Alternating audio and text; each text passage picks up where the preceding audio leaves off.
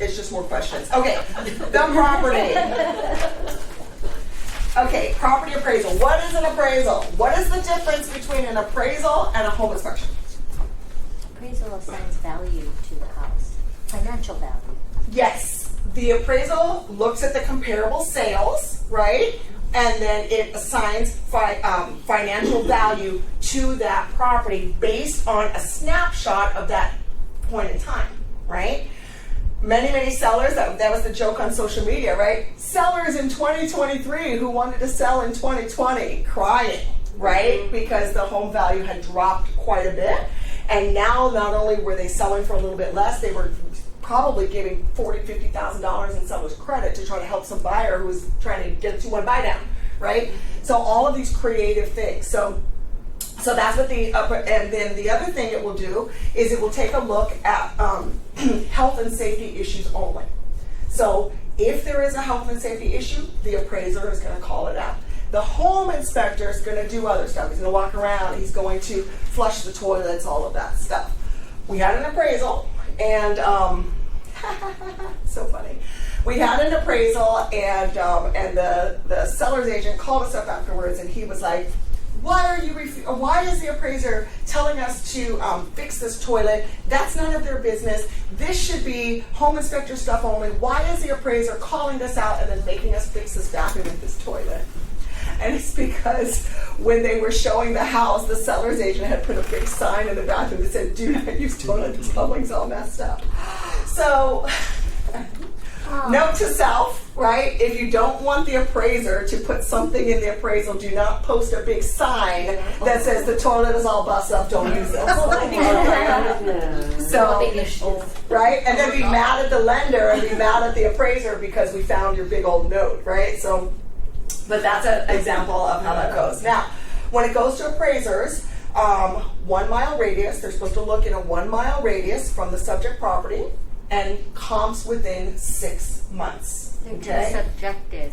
Yes, it is a subjective opinion, which is why when the appraisals come in, they will actually give them a rating. So the appraisals also go through underwriting, right?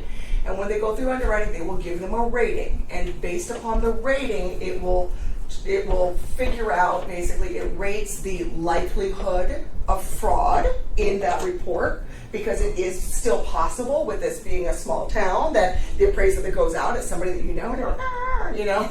So that's why they also don't allow buyers to order their appraisals, real estate agents to order the appraisal. You can order one. But the reality of it is the lender will refuse to use it because it could be doctored in some way. But when that happens, they will give that appraisal report a rating. And if they believe that it does not meet all of the requirements, they will give it a very high rating for risk. And then they may order an appraisal review, or sometimes they will order a second appraisal. And then generally when that happens, they will not average it. They will not say one came in at 1 and 1.2, the other one came in at 1 million, and we're going to call it 1.1. They're just going to say we're going to go with the lower appraisal because it seems like the other one was inflated somehow. Yeah. They should do an appraiser evaluation. Yeah. They should. Well, you know, after mortgage meltdown, part of that Dodd-Frank bill was that, remember, loan officers cannot talk to appraisers anymore because they were saying that we were in cahoots. Which is why I always tell you guys, well, I can't talk to him, but you can. So show up with your comps and talk his ear off, you know. Take the sun down. But remember, when you do that, technically the bill is in place because people were feeling like there was a lot of fraud happening, either paying appraisers extra, you know, or to get the value that you want, or getting them to turn the blind eye on something, like don't look at the roof, you know, and turn a blind eye on something, or inflate it, or just whatever the case may be. And then, so now the way that the rule works, it's loosened up a little bit because we talk to appraisers all the time out of our office. But the key is you cannot talk to them about value. So you can talk to them about the order. Hey, it's on lockbox, and you know, right? Call the agent. You can talk to them. Hey, following up to see when it's coming in. The due date was yesterday. It's late. You know, when do you think you're going to have the report? You can talk about stuff like that, but you cannot. Why did you bring it in 1.5? Supposed to be 1.75. Okay, that is considered harassment, and it's considered, going after value, and then he can turn you in, with your license and still say that you're contest harassing him. An appraisal, though. Huh? You can contest an appraisal. You can. But So, they don't usually reconsider. Yeah, but you know what sucks? They They don't do. have to They listen do. to it. Even if like, are you stupid? This was not right. yeah, well, so It's too when you have an subjective. appraisal come in, if you want to contest it, the formal process is called reconsideration of value, or ROV, okay? Every lender can do it. Not every lender wants to do it, because that's the other thing, okay? It takes a lot of work and no extra pay. It's not like, okay, I'm going to do a reconsideration, I'm going to charge you extra points. It's like, cannot, right? So most lenders will be like, no, that doesn't work, we won't do it, we cannot do it, we don't want, because it's more work, they don't want to do it, okay? But you cannot just come at the appraiser and say, well, I feel like this, I see like this. You have to battle his information with information. So if you want to do a reconsideration of value, the rule is 3 to 5 comps that he didn't use, okay, to demonstrate that the market is supportive of all of that information. It's not just onesies, twosies that we're picking, that it is indicative of that. The other thing when appraisal comes in, the first thing I do is I look at all the comps to make sure that they're all about the same, right? If I see that there were 3 sales for 1.5, but one was for 750, I'm going to be like, call that agent and find out why they sold it for $750. And usually it will be the house was dilapidated, it was a divorce, the mom passed away, if they sold it to their kid, whatever, right? But something happened during that sale that made it completely different from all of the others. So that's the first thing you do is you just check your comps and say, do they all look about the same and do they all look about fair?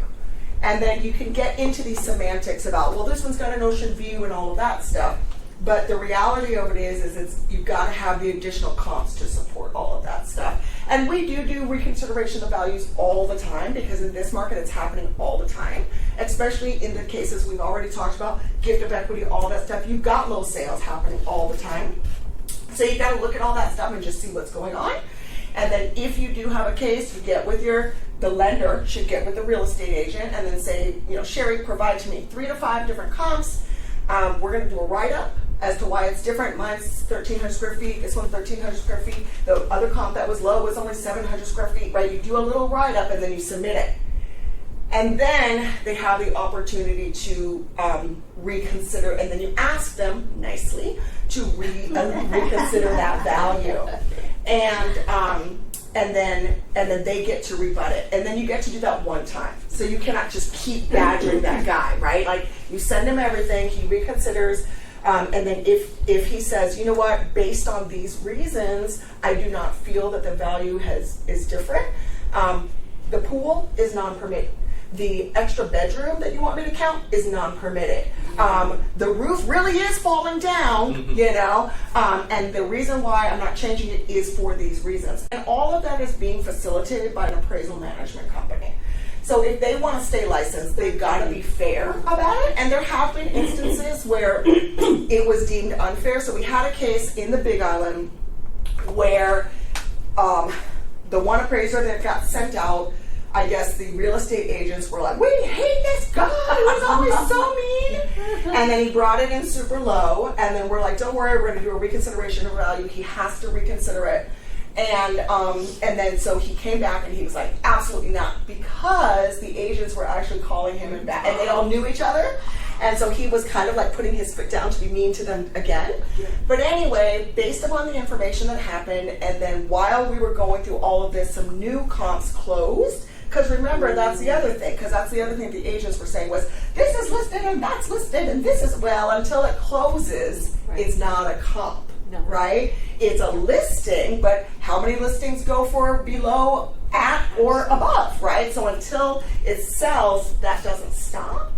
So we were able to get, after he denied the reconsideration of value, but there were new comps, we were able to petition underwriting to say, hey, we're done with the reconsideration, we're not badgering him, but we do want the right to order a new appraisal based upon the new information and the new comps that just closed.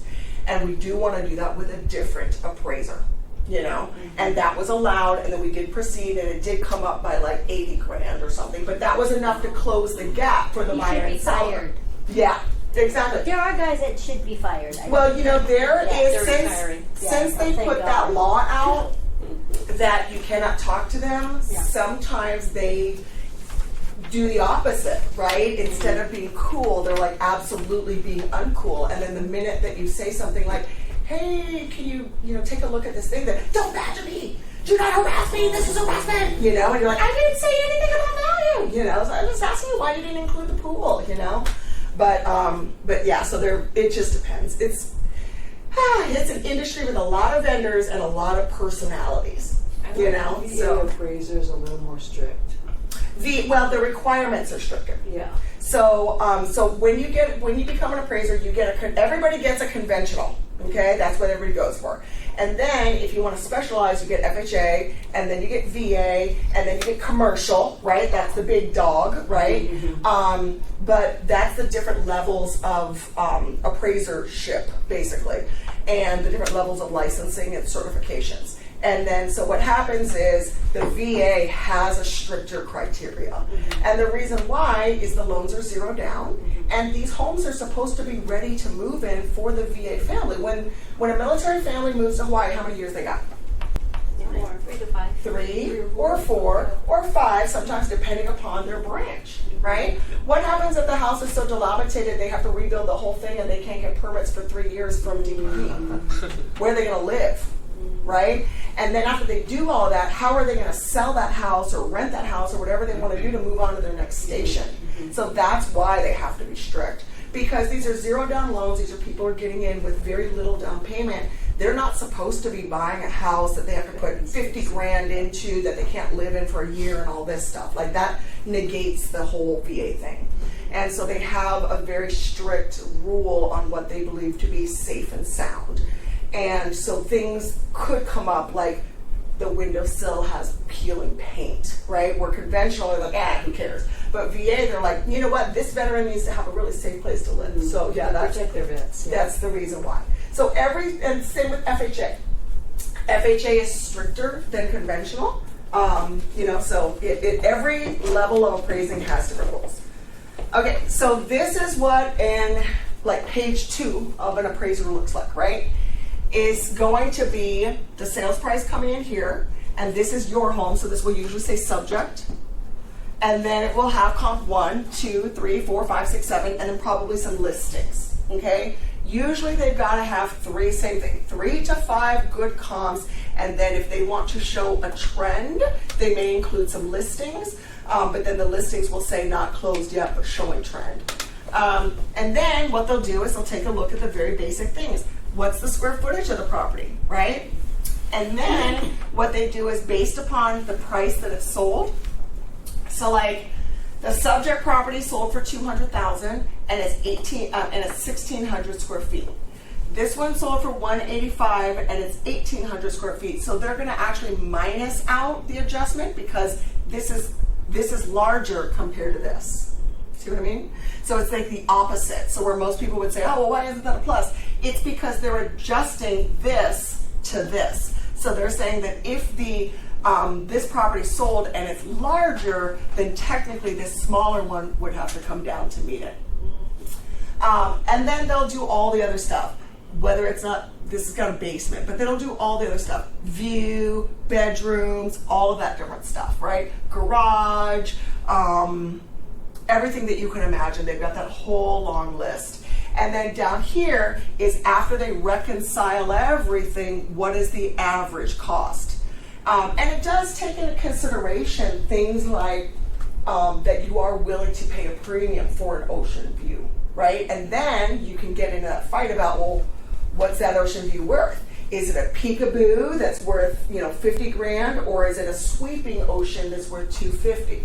And is that view in Waikiki or Kahala, or is that view somewhere where the beach is not as prevalent or beautiful or what have you? So there can be a fight there about the view that comes up a lot in Hawaii, but usually as long as it's kind of fair, nobody's going to really touch on it unless it's really a big deal. So, but that house that I told you about in the Big Island, that's also what was going on, was that the unit that they were trying to deliver the comps on did not have all had ocean views. They're like, well, these all sold for $1 million.